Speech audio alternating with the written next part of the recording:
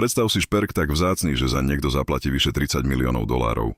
Kryštálové Fabergého vajce, ktoré si objednal posledný ruský cár, sa nedávno postaralo o šialený rekord.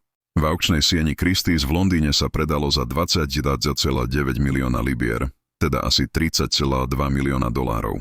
Ide o tzv. Zimné vajce, vytvorené v roku 1913 ako veľkonočný dar od cára Mikuláša II.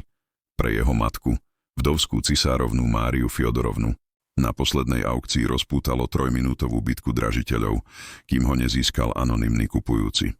Predajná cena presiahla odhad Christie's 20 miliónov libier a viac než zdvojnásobila doterajší rekord 8,9 milióna libier, ktorý v roku 2007 držalo Rothschildovo vajce. Zimné vajce však láme rekordy opakovane. V roku 1994 sa v Ženeve predalo za 7,2 milióna švajčiarskych frankov a v roku 2002 v New Yorku za 9,6 milióna dolárov.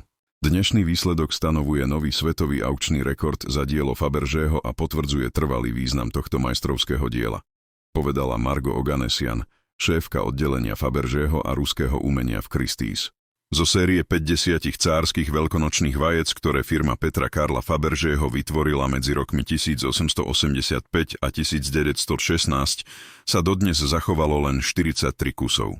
Iba 7 z nich je ešte v súkromných rukách. Ostatné sú buď stratené, alebo ich vlastnia múzea a inštitúcie po celom svete. Samotné zimné vajce je vysoké približne 10 cm. Je vyrezané z horského kryštáľu a zdobené platinovými snehovými vločkami osadenými zhruba 4500 ružovými briliantmi. Dizajn navrhla Alma Terézia Pihl, jedna z len 2 žien, ktoré sa podieľali na tvorbe cárskych vajec. Inšpiráciou jej vraj boli drobné kryštáliky ľadu, ktoré sa tvorili na okne jej dielne. Vo vnútri vajca sa skrýva typické Fabergého prekvapenie, platinový košík naplnený bielými kremeňovými sasankami. Stonky sú pozlátené a stredy kvetov tvoria zelené demantoidné granáty. Všetko je prepracované do takých detailov, že každý lístok vyzerá ako skutočný. Po ruskej revolúcii v roku 1917 vajce skončilo v rukách bolševickej vlády, ktorá ho predala, aby získala peniaze. Koncom 20. rokov ho londýnsky obchodník Vardsky kúpil len za 450 libier. V porovnaní s dnešnou cenou úplne smiešna suma. Potom sa na celé 10 ročia stratilo a považovalo sa za nenávratne zmiznuté, až kým sa v roku 1994 znovu neobjavilo na trhu. Cár Mikuláš II. Zaň pôvodne zaplatil 24 600 rubľov, čo bola podľa faktúr tretia najvyššia suma, akú Fabergé kedy účtoval za cárske vajce.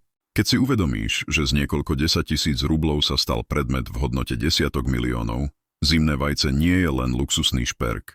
Je to koncentrát ruskej cárskej histórie, revolúcie, stratených pokladov a posadnutosti zberateľov v jednom malom kryštáľovom objekte.